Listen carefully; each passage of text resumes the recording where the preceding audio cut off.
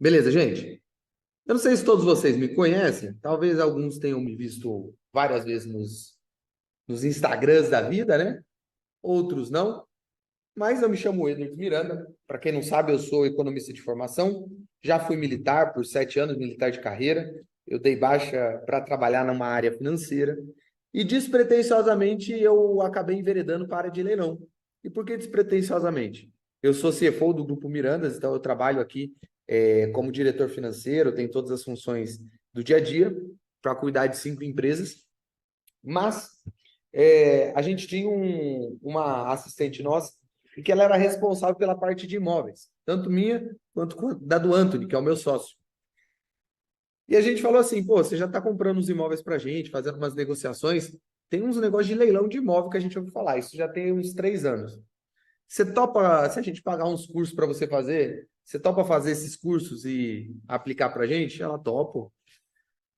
Resultado, para resumir, ela não fez. Os cursos ficaram parados e era mais ou menos ali final de ano, próximo a dezembro, estava sem nada para fazer, com tempo livre, porque boa parte das empresas que a gente trabalha tem relação com o banco, e quando se tem relação com o banco, o banco para tudo em dezembro, né? E aí eu estava com tempo livre, decidi, bom, vou fazer esses cursos aí, vamos ver no que dá. E de forma totalmente inusitada, aqui sou eu, 3 anos depois, fazendo aula sobre imóveis de leilão, que foi algo que eu aprendi há 3 anos atrás, que eu apliquei para mim e para o Antônio várias e várias vezes em todo o nosso patrimônio. E agora a gente também faz, ajuda outras pessoas a chegar nesse contexto. Beleza? Então, essa é a minha história, minha pequena história. Só que uma coisa que aconteceu quando eu comecei a pegar esses cursos de leilão, pegar um pouco de tudo. Uma coisa que me deixava incomodado é que boa parte dos cursos que eu fiz, eles davam um aspecto geral das coisas, eles não falavam como fazer na prática. E o pior, uma coisa que eu sentia bastante, é que eles davam tanto, mas tanta informação, que em vez de me sentir mais seguro para arrematar o imóvel, o que que eu fazia? Eu ficava com mais medo. Pensa só o Aparecido. Você está lá vendo uma aula, o cara fala de 120 problemas para você, e não fala direito como fazer a solução na prática. Você vai ficar melhor ou pior do que estava antes? Antes você achava que tinha 3 problemas a arrematar o imóvel, aí você descobre que tem 6. Aí fica mais difícil. Então, eu tenho uma cabeça que funciona muito com resumir coisas. Então, eu decidi resumir. E o tema desse workshop é exatamente esse resumo: 6 pilares. 6 coisas que vocês precisam saber para arrematar um imóvel. Significa que todo o resto é inútil e pode se jogar fora? Não é. Eu digo que não é. Tem pessoas muito boas aí no mercado ensinando muita coisa boa. Só que não é o que vai acontecer em 95% dos casos. Não é o que você vai precisar saber em todos os casos. 95% dos casos você precisa saber o básico. 6 pilares. Fechado? E é isso que a gente vai tratar hoje. Para a gente falar, eu vou explicar muito da Caixa, tá? Eu vou focar em leilão da Caixa. Aí talvez vocês fiquem até incomodados, tipo, pô, Edu, mas por que você está falando tanto de leilão da Caixa? Qual que é a ideia? A ideia é bem simples, gente. Não dá para eu falar de todos para vocês nessa aula, mas eu posso adiantar para vocês que a Caixa é a que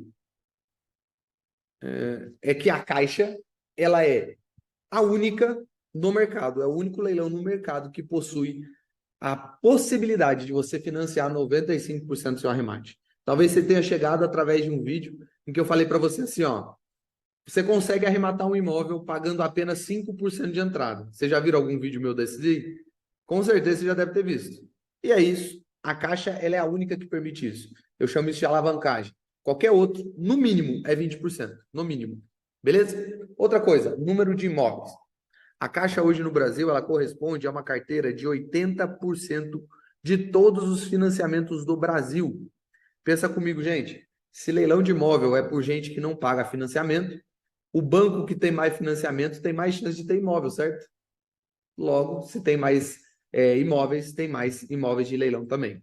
E outra coisa legal, ela tem a possibilidade, tem algumas modalidades em que as dívidas, você já deve ter ouvido isso. Ah, não, mas pegar imóvel de leilão, ele tem muita dívida, Edwards, não dá não. Então, a Caixa ela paga as dívidas, paga dívida de IPTU, paga dívida de condomínio. Então, Isso daqui facilita muito. E é por isso que eu vou focar na Caixa para vocês. Tem outros benefícios, mas por enquanto a gente vai focar. Tem até um aqui, ó, que os corretores podem nos ajudar. Pago pela Caixa, sem mais ninguém. Beleza? Então vamos lá, vamos começar pelos pilares, galera. Coisas importantes. Primeiro pilar. Eu falo isso para todo mundo e de verdade, é a parte que esse é o pilar que as pessoas mais não se preocupam. Elas ignoram isso sumariamente. Por quê? É uma parte que parece inútil. É qual é a sua situação atual? Porque olha só, eu falei para vocês que a Caixa permite que você financie um imóvel, pagando apenas 5% de entrada, não falei? Só que para isso, você precisa saber se você pode financiar. Você já pensou, você arremata o imóvel e aí você tem 30 dias para pagar e chega lá, seu nome está sujo com uma coisa que você não consegue resolver, ou tem alguma restrição qualquer. Você vai tomar uma multa ainda, você não vai conseguir pegar o imóvel e ainda vai tomar uma multa. Pensa nisso. Não é uma ideia legal. Então, primeira coisa, anote aí, cara, isso é muito importante. Fala isso para todo mundo. Todo mundo. Eu já passei por isso. Eu arrematei. Isso tem 3 meses, tá? Pô, eu já sou macaco velho nisso. 3 meses atrás, eu fui arrematar um imóvel. Só que eu não consegui fazer análise de crédito do CPF. Eu estava com um CPF de uma pessoa. Não consegui fazer análise de crédito porque o sistema estava ruim da Caixa. Meu parceiro não conseguiu resolver para mim. Aí eu falei, cara, eu fiz uma análise ali no Serasa, nas coisas da vida, não tinha nada. Falei, deve estar tranquilo, não vai ser um problema não. Fui e arrematei, 108 mil reais. O que acontece? Não é que o cara tinha feito um acordo há 20 anos atrás com a Caixa e depois não pagou o acordo, ele ficou restrito interno da Caixa. O que aconteceu? Agora tem que pagar à vista.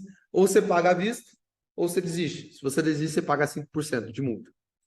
Ainda bem que a gente tinha de onde tirar esse dinheiro, a gente foi 108 mil à vista, mas isso é uma área importante, vocês têm que tomar cuidado. Façam análise de crédito, toma esse cuidado. Outra coisa, FGTS. Quem tem FGTS aí parado? Levanta a mão aí, mostra a mão aí. Ninguém tem FGTS parado? Que isso, gente?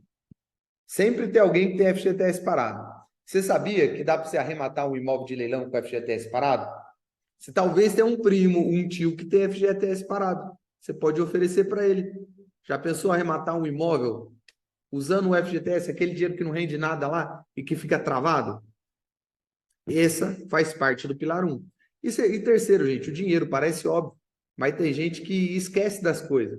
Você tem que ter certeza que você tem o dinheiro disponível, porque às vezes a pessoa tem o dinheiro, mas não tem o dinheiro. Já aconteceu, aluno meu, o cara fez a compra e ele não tinha aumentado o limite da conta dele para fazer pagamento. Aí ele tinha que pagar o boleto e não podia pagar, porque ele não aumentou o limite da conta. Pensa, besteira, gente. Então, pilar 1, qual é a sua situação?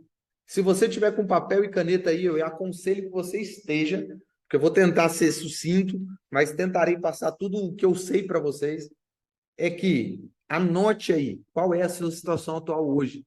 Sua análise de crédito está boa para você financiar? Você tem FGTS? Você tem dinheiro? Essas 3 coisas você precisa ver. Pô, Edu, eu não tenho nada disso. Meu nome está sujo, não tem FGTS e não tem dinheiro. E agora? E agora você tem uma única oportunidade. Você precisa aprender isso e oferecer para alguém que você conheça, que talvez tenha isso. Edu, mas eu vou ganhar o que com isso? Pega uma parte. Eu falo isso para os meus alunos. Você não tem dinheiro para começar? Sabe o que você faz? Arremata para alguém e pede uma parte do lucro. 10, 20 mil. O cara vai lucrar 20, 30, 40, para ele vai estar feliz. Ele não tinha esse dinheiro. Agora, vocês dois têm algo para começar. Beleza? Qual que é o segundo pilar, Edwards? Esse daqui é um pilar mais complicadinho. E de verdade, quando vocês iniciam no mundo dos leilões, é onde vocês passam mais ou menos ali 95% do tempo. De verdade. Alguém aí tem preguiça de estudar? De sentar a bunda na cadeira e fazer as coisas? Levanta a mão aí. Olha só, já se acusou o Luiz ali. O restante não se acusou, não. Mas olha só, gente. A parte de pré-arrematação é onde a gente vai analisar se o imóvel vale a pena ou não. Porque de verdade, depois que você arrematou, não adianta você fazer conta. Depois que você arrematou, não adianta você saber se o imóvel é bom ou não, se vale a pena ou não. Você já fez? O importante é você fazer antes. E aí que está a pré-arrematação. Anota aí, ó, pilar 2, pré-arrematação, seu público. Antes de você começar, presta bem atenção nisso. Isso aqui é ouro. Eu nunca vi ninguém ensinando isso. Antes de você começar a pensar em arrematar um imóvel, você tem que pensar no público que você quer atender. Vou te contar da minha expertise, tá? Eu faço isso para o meu patrimônio do Antônio. A gente pega imóveis de classe C, apartamentos de até R$ 200 mil. Sabe o valor de mercado? Sabe aqueles MRV? Não sei se da onde vocês são, tem a construtora MRV aí. Aqueles apartamentos padrões, 2 quartos, 2 dormitórios, para um banheiro. Esse é o nosso core business, assim, a gente pega muito desse tipo. E por que que a gente decidiu pegar esse imóvel? Porque a gente decidiu atender ao público C através de aluguel. É o nosso objetivo. Por que que isso é tão importante? Porque com o público eu consigo conhecer quem é a pessoa que vai morar dentro do meu apartamento. E se eu conheço a pessoa que vai morar dentro do meu apartamento, eu consigo conhecer quais são as necessidades dela. E aí eu consigo ver se aquele apartamento atende a necessidade dela. Porque olha o ponto 2 ali, ó. Ponto 2 é localização. Vocês concordam comigo que é impossível que todas as pessoas morem no centro da cidade, certo? Em qualquer cidade, você pode falar aí. Desde uma pequena cidade a uma grande cidade. É impossível. Então, a localização, ela não está relacionada a estar no centro da cidade, você está lá, top. Não. É ser uma boa localização para o seu público. No meu caso, público de classe C, qual que é uma boa localização para ele? Muitas vezes é o entorno do centro da cidade, então é um pouco mais na periferia. Porém, são áreas que precisa ter bastante acesso a pontos de ônibus, precisa ter bastante acesso a vias asfaltadas, vias largas, tem que ter padaria, tem que ter creche, tem que ter escola, tem que ter supermercado próximo. Vocês já pararam para pensar nisso? Que quando vocês vão procurar um imóvel para alugar ou para comprar, você não começa a pensar nisso? Pô, será que aqui tem ponto perto? Será que aqui tem mercado? Será que aqui eu consigo deixar minhas crianças ir para o trabalho sem atravessar a cidade toda? É isso. Só que você pensa nisso inconscientemente, mas a verdade é que você tem que agora, pensando do ponto de vista de quem vai investir, pensar conscientemente em como fazer isso. Então, escolha seu público e a partir daí você vai conseguir escolher uma localização. Porque o público pode ser qualquer pessoa. Edu, você está com. Eu estou com dúvida, não entendi como é esse público, que de verdade é difícil. Pensa num bonequinho, desenha um bonequinho aí do seu personagem, dá um nome para ele, uma profissão e um salário que ele ganha. Isso te ajuda a saber onde que ele moraria e o que que ele precisa.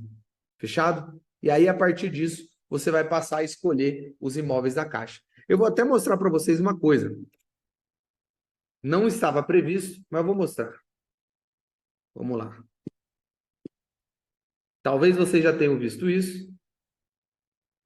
Vocês estão vendo minha tela, né? Vocês vão digitar no Google assim, ó, imóveis Caixa. Tá vendo aqui, ó, o primeiro link? Não tem aqui embaixo, ó, lista completa de imóveis. É aqui que vocês vão pegar. Vocês vão pegar, vai clicar aqui. Vai aparecer o estado para você selecionar, por exemplo, eu sempre procuro no estado de São Paulo. Você vai baixar um PDF. Pronto. Vocês não estão vendo agora, mas eu baixo PDF, não, desculpa, um arquivo em Excel. Dentro desse arquivo em Excel, tem todos os imóveis que estão de leilão da Caixa no estado de São Paulo. E aí eu começo a filtrar a partir daqui a cidade que eu quero, o bairro que eu quero, e aí eu começo a usar esse filtro. Todos esses filtros que eu estou colocando aqui agora, ó, nessa pré-arrematação, cadê? Aqui, nessa minha pré-arrematação, eita, pega. Aqui, todos esses filtros são baseados naqueles imóveis que estão naquela lista. Então você vai fazer o seguinte: você vai chegar depois, quando você acabar essa aula, vai baixar essa lista. Beleza? Aí você vai analisar a sua situação primeiro, que é o pilar 1. E aí você vai passar para o pilar 2.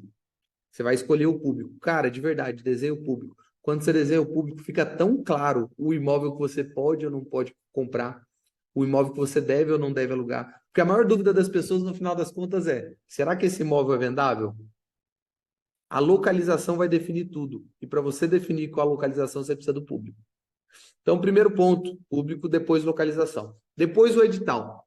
Todo mundo tem medo de um edital, mas, gente, leilão extrajudicial, o edital é tipo a regra do jogo. Você só precisa ler ele com cuidado. Eu sei, talvez a maioria de vocês nunca tenha lido o edital e isso assusta. E eu vou mostrar aqui de novo para vocês. Porque eu sou desses. Eu planejei uma aula e agora eu estou dando outra. Olha aqui, ó. Você está no site da Caixa aqui, beleza? Todo bonito. Opa. De novo, Imóveis Caixa. Aí você vai entrar no principal aqui. Quando você clicar aqui em Busque seu imóvel, é uma outra forma de se procurar. Você, por exemplo, pega o estado de São Paulo, aqui, a cidade, sei lá, Americana, e a modalidade. Vou deixar qualquer, não vou citar as modalidades hoje, porque não vai dar tempo. Vai aparecer as listas dos imóveis que estão nessa cidade. Vou pegar esse imóvel aqui, por exemplo, ó. Ele estava avaliado em 157 mil e está sendo vendido hoje na Caixa por 98 mil. O edital, ele está aqui dentro, ó. Regras de venda. É um documento. Aí você vai falar, pô, eu vou ter que ler um documento de 16 páginas. Sim. Gente, vocês estão comprando um imóvel, vocês não estão comprando um pacote de biscoito traquinas, tá ligado? Vocês precisam ter um pouco de cuidado nisso, mas aqui não tem nada demais. Anota aí o que você precisa se atentar para um edital. Primeiro, a data e hora do leilão, se houver aqui no edital. Às vezes não encontra, mas está tudo bem.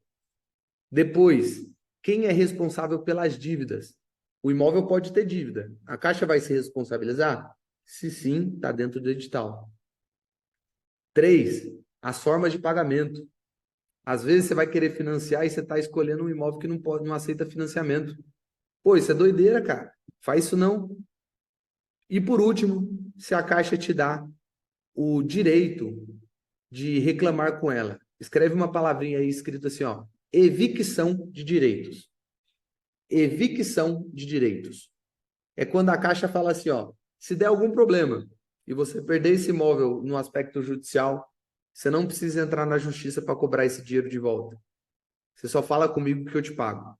É isso que você precisa procurar no edital.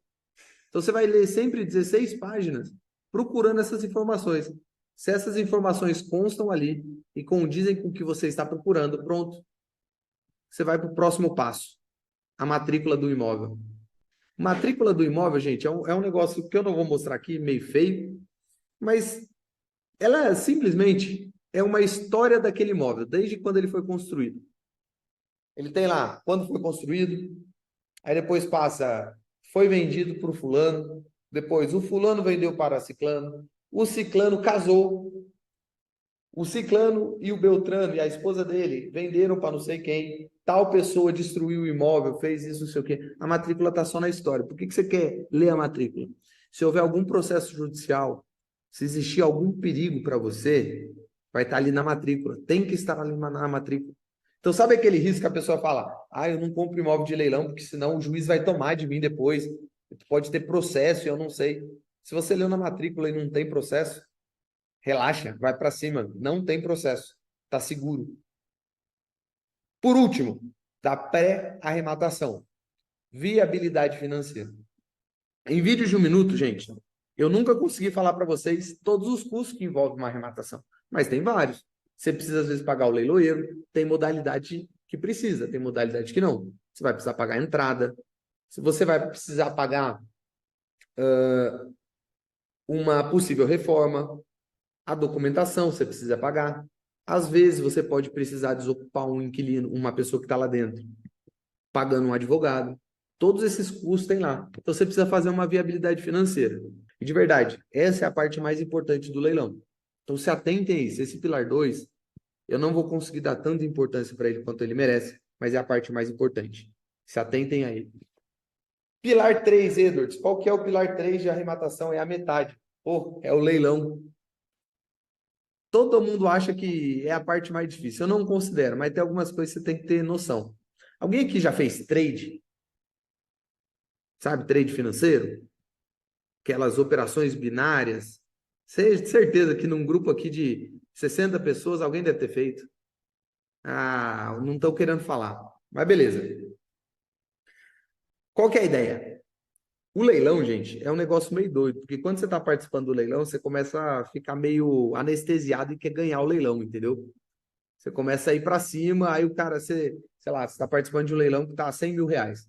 Aí alguém dá um lance 101. Aí você, pô, 102. Aí o cara 103, 104, 105. Quando você vai ver, o leilão está em 160, já não vale mais a pena para ninguém, ninguém quer largar. Isso acontece. É muito comum. Então, qual que é a ideia da preparação? Sabe a viabilidade financeira que eu falei para vocês ali atrás? Você precisa definir um preço limite, um teto. Se chegar nesse preço, eu não passo. Isso acontece muito. Boa parte dos leilões que eu participo, eu tenho um teto. Eu entro com o mínimo e com o máximo. Chegou no máximo, eu não penso duas vezes, eu fecho a tela. Sem arrependimento. Porque eu não quero ganhar um leilão. Vocês não podem, eu falo muito isso. Vocês não estão interessados em ganhar um leilão. Vocês estão interessados em ganhar dinheiro. Eu imagino que vocês vieram aqui pensando em investir em imóveis de leilão. Então você quer ganhar dinheiro, você não quer ganhar casa. Você quer ganhar casa pagando a preço de mercado, compra no mercado normal, pô. Você não precisa participar do leilão para isso, sacou? Então a preparação é isso. E outra coisa importante é a habilitação. No edital, que eu falei para vocês darem uma olhada, às vezes ele vai constar lá assim, ó. O imóvel vai ser leiloado no site tal. Aí vai ter um link lá para você clicar. É o link do leiloeiro, é o famoso leiloeiro. Você clicar nele, ele vai pedir para você fazer um cadastro, coisa e tal, mandar uns documentos para participar desse leilão. Só que uma coisa que às vezes a pessoa esquece é que às vezes existe um negócio de habilitação. Habilitar é como você clicar. Não tem site, que é você clicar um botãozinho e falar assim: pronto, posso participar do leilão. Tem site de leiloeiro que o habilitar é você mandar um documento assinado. Opa, é você mandar um documento assinado. Registrado firma. Véi, toma cuidado com isso. Tem um assessorado, ele, sexta-feira passada, ele estava previsto de participar de 3 imóveis na segunda-feira. Era sexta. Ele esqueceu. Ele não verificou da habilitação. Aí ele falou: não, vou fazer agora sexta-noite, tranquilinho, correndo. Era um leiloeiro que exigia que o documento fosse assinado e reconhecido firma. Ele não tinha como reconhecer firma na cidade dele, o cartório não abria no sábado. O que aconteceu? Ele perdeu 3 imóveis. Desses 3 imóveis, um não teve lance nenhum. Ou seja, provavelmente se ele desse qualquer lance, ele ganharia. Por um simples detalhe de habilitação, gente. Tem uma frase que eu gosto muito. O diabo está nos detalhes. A Bíblia também fala isso, né? Que não são as pedras grandes que derrubam, mas as pedras pequenas que fazem a gente tropeçar. E aqui no leilão acontece igual, tá, gente? A habilitação é um detalhe pequenininho que pode te derrubar fortemente. Se atenta ao pilar 3. Percebam o caminho que a gente está fazendo. Antes era sobre você, depois foi sobre o imóvel, especificamente, aquele que você quer atender, o público que você quer atender e o imóvel específico. Agora a gente está participando do leilão, o ato. O que vem depois?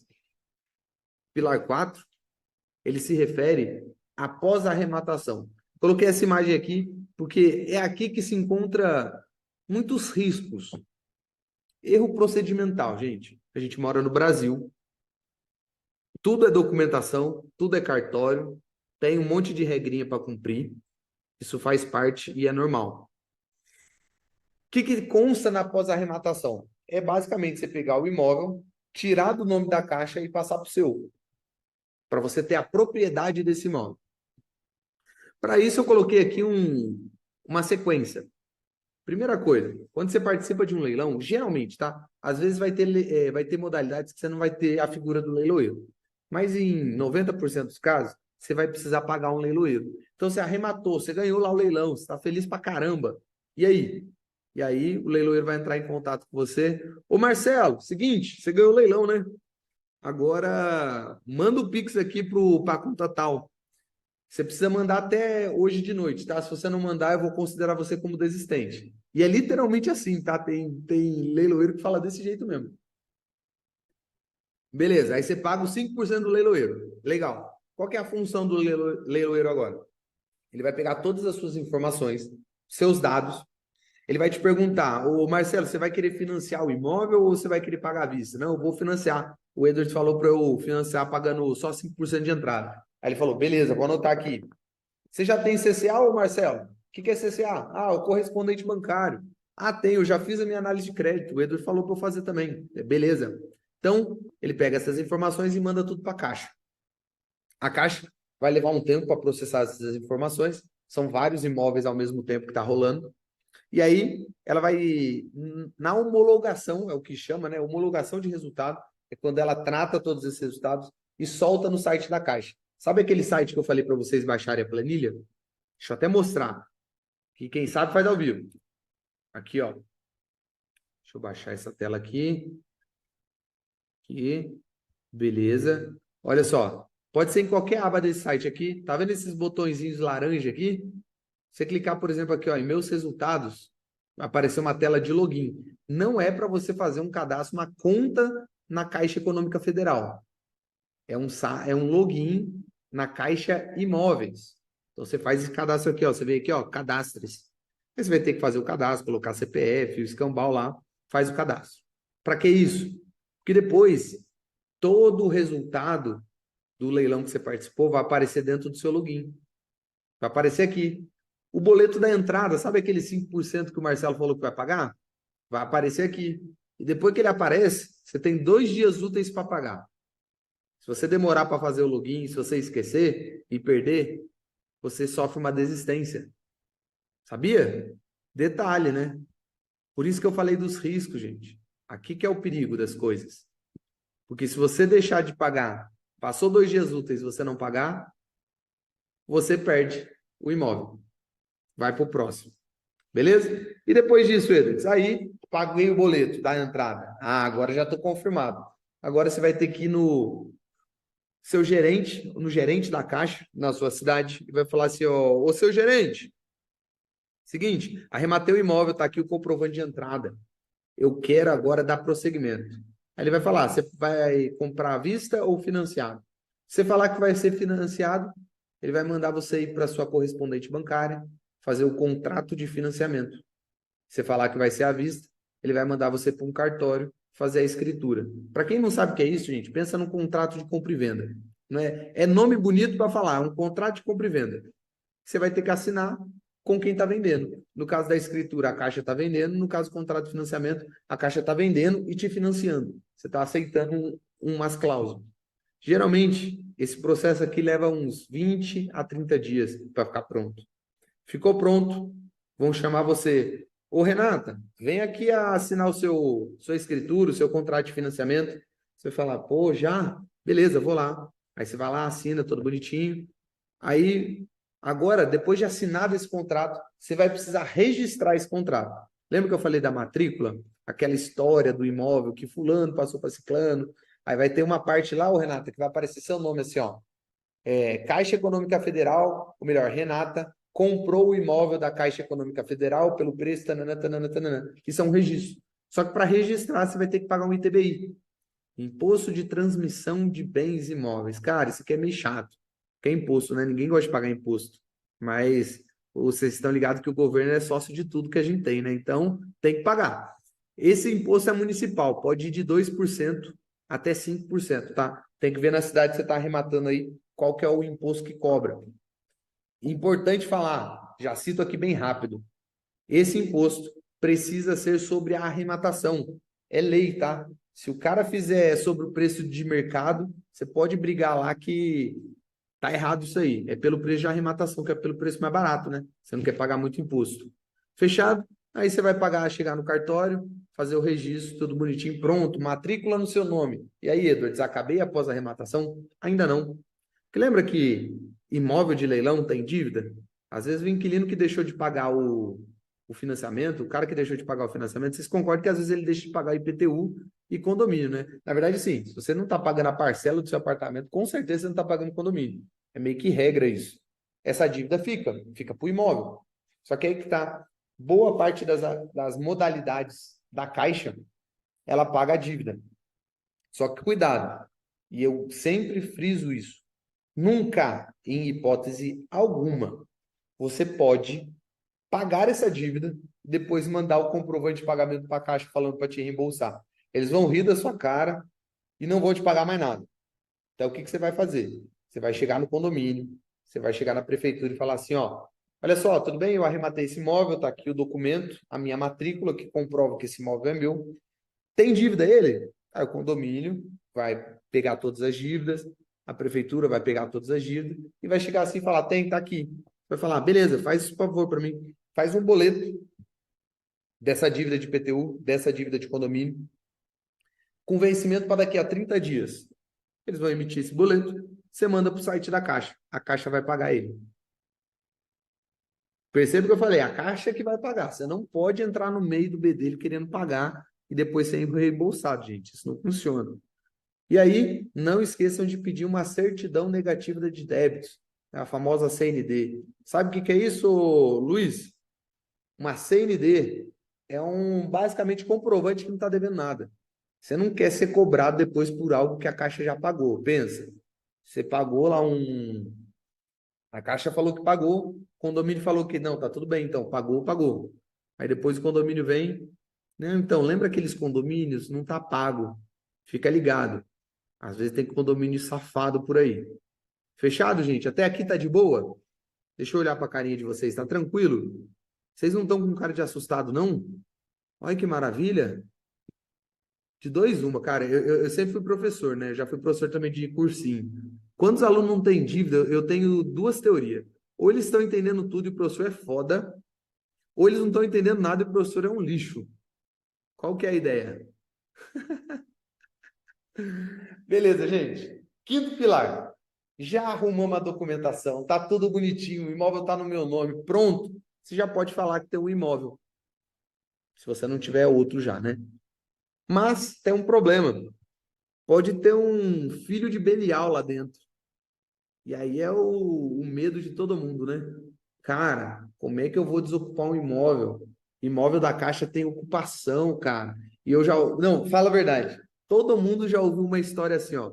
Que o filho da prima do seu amigo, que é neto de não sei quem, teve uma história que, quando foi desocupar o imóvel, era uma criança que tinha alguma doença e aí não pôde desocupar o imóvel, que não sei o quê. Todo mundo já ouviu uma história assim. Ah, não, que dentro da casa tinha criança ou tinha uma senhorinha doente e aí não podia tirar. Vocês já ouviram isso com certeza. Gente, uma coisa que eu posso dizer é o seguinte: claro que no Brasil, cada caso é um caso, a legislação ela é uma, mas um juiz pode determinar diversas coisas. Mas o que acontece em 99,9% dos casos? Não existe nenhuma proteção para a pessoa que está invadindo o imóvel. Porque ele está invadindo. Aquele imóvel era de um banco, a pessoa não pagou aquele imóvel, ela foi vendida para outra pessoa. A situação daquela pessoa que está no imóvel agora é de invasora. Então, o banco, a justiça não costuma favorecer essa pessoa. E eu sei que talvez, falando assim, agora que eu falei dessa forma, eu até posso imaginar que vocês estão pensando, pô, Edson, mas você é do mal, né? Você vai tirar a gente de dentro de casa? Gente, o serviço, ou melhor, a etapa de você arrematar um imóvel é uma coisa muito importante para uma economia. Não sei se vocês sabem, só é possível ter crédito emprestado para as pessoas comprarem imóveis porque existe o leilão de imóveis. Porque pensa assim, ó, você emprestaria dinheiro para alguém se soubesse que essa pessoa, se ela não te pagar, você não pode fazer nada com ela? Pensa, quem que emprestaria dinheiro? O banco não emprestaria dinheiro. E aí, sabe aquela pessoa que trabalha, que faz tudo na moral, que está querendo pagar tudo certinho, ela não ia conseguir financiamento para comprar a casa dela, pô. Então, um leilão de imóvel, ele serve para manter essa roda girando. Porque a dívida precisa ser paga para o banco, para ele poder emprestar para o próximo. Então, quando você arremata um imóvel, você está pegando um desconto e está quitando essa dívida. A pessoa, sabe essa pessoa que perdeu a casa? Ela não está mais com dívida, tá, gente? Acabou essa dívida dela. Ela não perde o imóvel e fica endividada. Não, ela não tem mais dívida. Em compensação, ela perdeu o imóvel. Porque você pegou o imóvel e pagou a dívida para o banco. Então, você é uma parte crucial nesse jogo de fazer o crédito girar na economia. E como é que a gente faz a desocupação, Edward? Primeira coisa, você vai mandar uma notificação extrajudicial para o cara. O que é uma notificação extrajudicial? É uma cartinha, gente. Só uma cartinha lá escrita assim, ó. Oi, fulano. Ô, Denis, seguinte, você tá indo dentro do meu imóvel, né? É o seguinte, eu arrematei esse imóvel. Eu preciso que você saia até semana que vem, tá? Tá aqui o meu contato se você quiser falar comigo. Ponto. Só tá dando essa informação para ele. Qual que é o objetivo disso? Informar o cara. 90 não, 80% dos nossos casos, casos que eu faço, as pessoas que recebem a notificação extrajudicial, elas abandonam o imóvel após receber a notificação extrajudicial. Não é porque a notificação ela tem um peso, tá? Ela não tem esse peso. Uma vez eu postei isso no Instagram, a galera ficou doida. Ah, mas notificação extrajudicial não tem valor de lei, não tem nada. Não, não tem. Mas a pessoa sabe que ela está errada ali. Só que pensa, pô, um processo de ir a leilão pode levar muito tempo. Eu já participei de um leilão que o imóvel tinha sido perdido no ano passado. Ou seja, a pessoa estava morando lá um ano, ela economizou um ano de aluguel, pô. Eu sou bobo agora? O Denis também não. Ele está lá aproveitando o imóvel, pô. Normal. Só que no momento que chegou a notificação ali para ele, ele pega e fala: putz, chegou a hora. Demorou, mas chegou, vou ter que ir embora. Ninguém quer passar o constrangimento de, se for o caso, chegar lá alguém, ei, você está no meu imóvel, sai daí, seu caloteiro. Ninguém quer passar esse constrangimento, gente. Então a notificação extrajudicial ela já supre 80% dos casos. Tem 10% que não vai querer sair. Aí você vai ter que tentar fazer um acordo com ela. Ou ela vai te ligar, ou você vai ligar para ela e vai tentar oferecer alguma coisa. O fone 394, seguinte, você está no meu imóvel aí, eu preciso que você saia semana que vem. Só que se você sair na semana que vem, eu te pago a mudança. O que que você acha? Aí ela vai falar, não, muito difícil. Vocês já venderam o carro? Carro que é assim, é louco, né? Você quer vender o carro por 50. Aí o que que você faz? Você oferece por 55. O cara que quer comprar, ele quer comprar por 50. O que que ele faz? Ele oferece 45. E assim, no final, tá todo mundo nos extremos. E aí você chega ao meio termo. O acordo extrajudicial é exatamente assim, gente. A gente oferece para o cara um pouquinho, ele vai querer um pocão, vocês vão chegar no meio termo. Se não tiver acordo, Edward, o que que a gente faz? Aí você tem que ir para o processo. O processo judicial é chamado de emissão na posse. Em média, leva 60 dias para você fazer a desocupação, se for no processo judicial. O que que você gasta, Edward? É tão caro assim? Em média, você vai gastar R$ 3.500 com o advogado. O advogado vai te cobrar mais ou menos isso. E você vai ter que pagar as custas judiciais desse processo, que custa mais ou menos ali 1% do valor do imóvel. Então, só para você fazer a conta aí, ó, pensa que você comprou um imóvel de 200 mil, vale 200 mil, tá? Você comprou ele por 100, mas ele vale 200 mil. 1% disso dá R$ 2.000. Então, um imóvel desse você vai gastar com um processo judicial R$ 5.500. Por isso que eu prefiro sempre tentar fazer o acordo. Pô, eu tenho uma margem ali. Se eu pagar R$ 4.000 pro cara e ele sair na semana que vem, para mim é melhor. É sempre assim que a gente funciona. Claro que, gente, pelo amor de Deus, usa essa dica aqui. Você não vai pagar o cara antes dele sair, né? Você espera aí, você faz o acordo com ele, deixa escrito em contrato, beleza. Beleza, ô Marcelo? Seguinte, quando você sair na semana que vem, a gente vai aí, eu faço a vistoria no imóvel e eu te mando o Pix, fechado? Fechado. Eu já tive aluno que, infelizmente, o cara pagou antes do cara sair. Aí depois reclamou do cara não sair. Gente, vamos ser menino, né? O cara ficou com o dinheiro e com o imóvel. Claro que depois ele entrou com processo, coisa e tal. Ele conseguiu provar que o cara ainda estava sendo, tipo, enganando e tal. Mas perdeu dinheiro, né, gente? Dá trabalho, perde tempo, enfim. Não façam isso. E qual que é o sexto e último pilar para você ter uma boa arrematação, Edwards? Uma boa aquisição de um imóvel pensando no investimento, cara, é a reforma e destino. Por que que eu coloquei reforma e destino? É você pensar, lembra que eu falei de novo lá do público? O que que o seu público mais gosta? Por que que eu falo isso? Porque aqui eu arremato em algumas cidades, próximas aqui da minha cidade, né? Na cidade exatamente onde eu moro, que é Jacareí, o pessoal gosta de apartamento e o pessoal não liga para mobília. Não liga. Se o apartamento estiver seco, mas estiver bonitinho, o pessoal aluga ou compra. Na cidade mais afastada daqui, que é Caçapava, o pessoal tem uma tara por móvelzinho na cozinha. Cara, é doido. Os caras amam isso. Então eu sempre acabo colocando um móvelzinho, eu pago R$ 200 e coloco lá. Por isso que é importante você conhecer o seu público. Mas o que que você vai fazer numa reforma? Gente, o mínimo possível. Você não vai morar lá.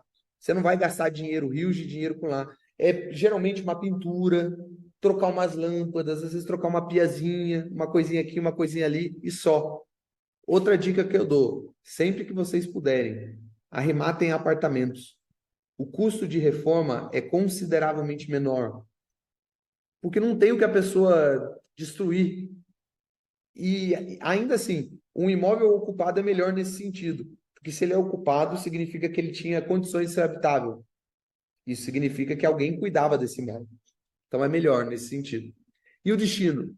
Cara, você não depende de somente corretor. Tire boas fotos. Vocês já entraram num OLX da vida? Vocês já viram a tristeza que são as fotos de imóvel que tem lá? Cara, a pessoa não se deu o trabalho de arrumar o cômodo que ele vai tirar a foto.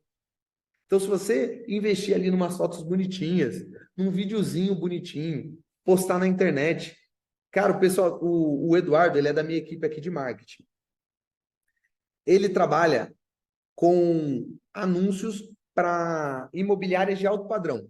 São imóveis ali na faixa de 6, 10 milhões.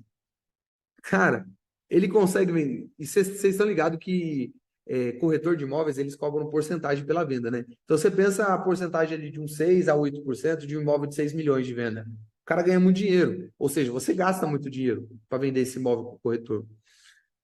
Pensa que você pode vender na internet através de tráfego pago. Você já parou para pensar nisso? Talvez você tenha visto o meu anúncio e por isso você entrou aqui. O custo é bem mais baixo. Hoje em dia está todo mundo na internet. Então, foto bem feita, vídeo bem feito, talvez um investimento em tráfego, você vai economizar rios de dinheiro e as pessoas vão brigar pelo seu imóvel.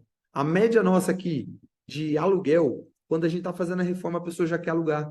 Porque a gente começa a fazer uns videozinhos de antes e depois, às vezes publica alguma coisa. Cara, não é difícil. Quando alguém chega e fala assim, ah, mas é difícil vender um imóvel. É difícil mesmo. Se você quiser só simplesmente jogar na imobiliária e não fazer mais nada, vai ser difícil, porque você vai estar jogando a responsabilidade para um terceiro. Não é esse o objetivo. Você precisa se ligar nisso. E a foto e o vídeo é a alma do negócio. Pô, Edas, eu não manjo muito disso. Cara, paga para algum jovem aí. Tá ligado as blogueirinhas? Cara, tem menina hoje em dia que manja de foto sinistra, assim, você tá parado numa poça d'água, o pessoal tira a foto assim, do lado da poça, fica um espelho bonitão. Você, caramba, velho, como é que a pessoa fez isso? Paga 100 conto pra uma menina dessa tirar as fotos do seu apartamento, foto bem feita, bem bonita, fazendo um vídeo legal, um Reels da vida. Cara, acredite, faz toda a diferença. E aí? Muita informação? Tá de boa? Tá tranquilo? Eu achei que vocês iam estar com uma cara de, meu Deus, quanta coisa. Galera, todos esses passos aqui que eu falei para vocês, eles podem ser abertos, tá? Não tem como eu passar tudo para vocês, porque como professor, eu já passei 45 minutos nessa aula. Um pouquinho mais até, mas 45 minutos. À medida que agora a maioria de vocês começam a devagar, não começa mais a dar atenção. Mas é sempre possível você melhorar isso daqui, mas isso é o básico. Se você souber muito bem feito esses 6 passos aqui, e eu volto a dizer, o mais importante é esse. Se você souber fazer isso daqui muito bem feito, você vai ganhar rios de dinheiro.